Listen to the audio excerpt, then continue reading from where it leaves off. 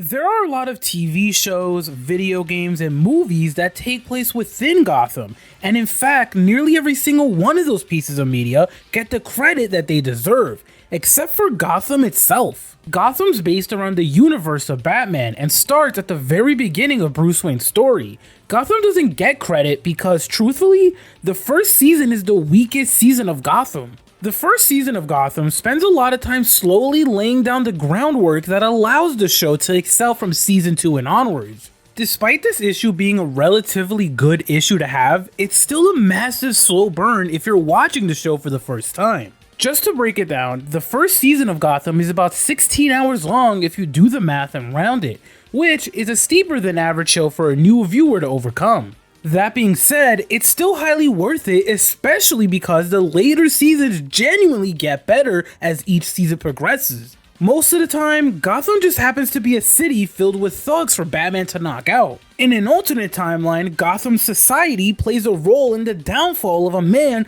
that ends up becoming an alternate version of the Joker. However, that's not the case when it comes to this version of Gotham. This version of Gotham covers topics such as Jim Gordon's fight against police corruption within the Gotham PD as he eventually becomes the commissioner, the origin and growth of Batman's iconic supporting cast of characters, and more importantly, the creation of Batman. Oftentimes, Batman is the answer to Gotham PD's problems whenever a criminal or villain is up to no good. But that's not the case in Gotham. There is no Batman in Gotham, and because of that, Gotham dives deeper into the backgrounds of Bruce Wayne, Batman's iconic villains, and the rise to power within Gotham, and how Gotham PD managed to survive before Batman was running around being the Caped Crusader. For instance, we're all very used to seeing a very sexual persona in Catwoman, but what about before that? What led to her growing into this character before that? We know that Penguin had a rough childhood, and we've seen the outcome of that on screen before, which I joked about in my Batman Returns Christmas video, but Gotham dives deeper into Penguin's rise of power in Gotham. Bruce Wayne is another fantastic example as we've seen his parents die time and time again, plus we know that it leads to him becoming Batman. But what about the trauma of losing his parents? How did it weigh upon him as he grew to become the Bruce Wayne we all know and love? How did it affect the growing pains of his relationship with his butler and caretaker, Alfred? Gotham answers these questions, and as those questions get answered, you begin to find yourself invested in the timeless city that is Gotham. There's a reason why DC Comics spends so much time returning back to Gotham, whether it's in TV shows or DCEU movies. It's fairly easy to build Gotham from the ground up. With the combination of a fairly monochrome color palette, a gritty atmosphere, thugs pretty much committing crimes all over the city, and Batman running around in his iconic outfit to save the day, there's not a lot of risk involved when bringing Gotham to life. Gotham follows some of these decisions, but in its own way, it's more colorful. There's more personality in this iteration of Gotham, and that's because of their creative decisions when creating this show.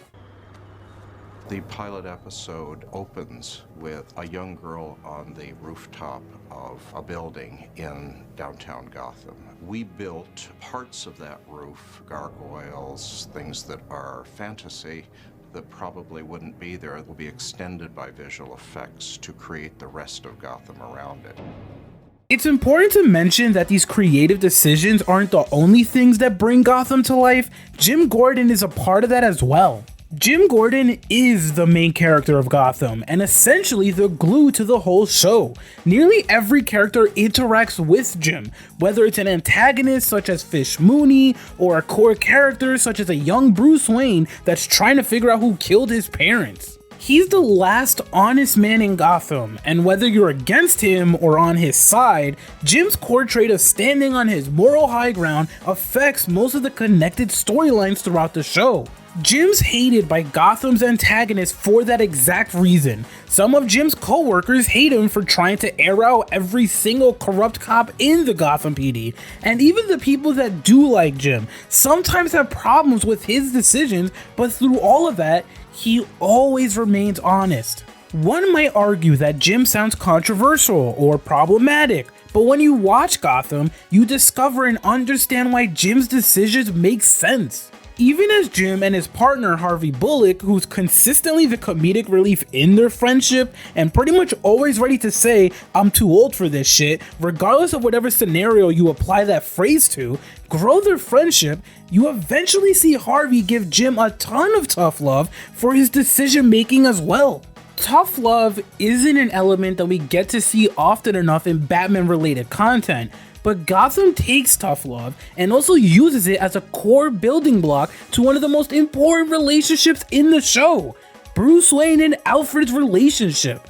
Bruce and Alfred's relationship starts off rocky, understandably so, but as they grow to understand and love each other, you can't help but appreciate a lot of the emotional moments they share in Gotham. We typically never get to see what Alfred giving Bruce these moments would look like, and Gotham seizes that opportunity by showing tough love through various lessons that Alfred teaches Bruce over the course of several seasons. These lessons that Alfred teaches Bruce helps turn Bruce into the Bruce Wayne that we all know and love. The ups and downs of Alfred learning to care for a young boy and becoming Bruce's parental figure or guardian isn't easy for Alfred, but leads into genuine, heartfelt moments throughout the series. Yes, they don't see eye to eye when it comes to every lesson or argument, but it builds the chemistry of Alfred and Bruce to the point where it feels like you're watching the actual growth of Batman. Alfred teaches Bruce how to fight, how to present himself in front of the board of Wayne Enterprises. He stands by Bruce's side whenever Bruce needs him, and even when they don't see things the same way in heated moments, Alfred finds ways to understand Bruce. Whether it frustrates Alfred enough to quietly walk away in that moment, or it amuses him enough to find ways to create a comedic moment, the lessons always shine through later on in Gotham.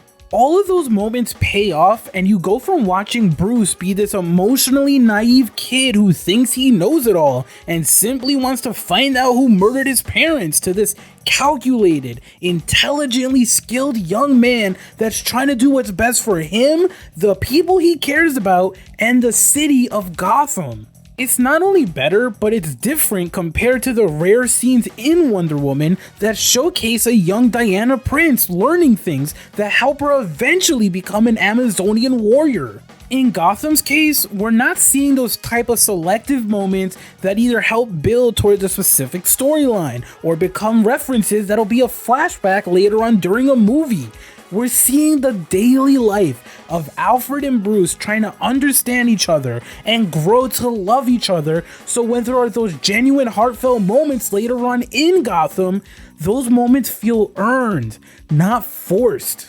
Now, there's a lot of villains in Gotham that I can choose to give a spotlight for this video, but I'm gonna let him introduce himself. Who's the boss?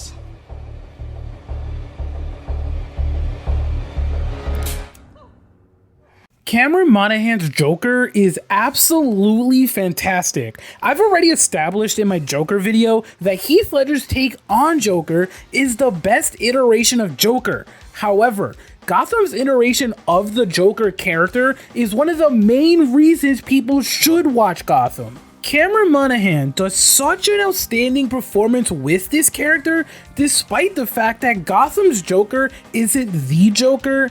In fact, they couldn't obtain the rights to flat out call him Joker, but once you see him on screen, you know he's the Joker. The amount of effort that Cameron put into this character goes absolutely understated, and it isn't fair.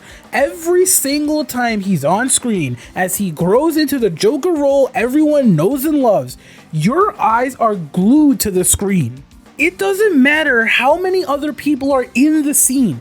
It doesn't matter how well other actors are performing in that scene. And honestly, it doesn't matter what he's doing in that scene. The spotlight is on Cameron. He's entertaining, chaotic, has actual funny jokes and one-liners, and even the laugh is just perfect.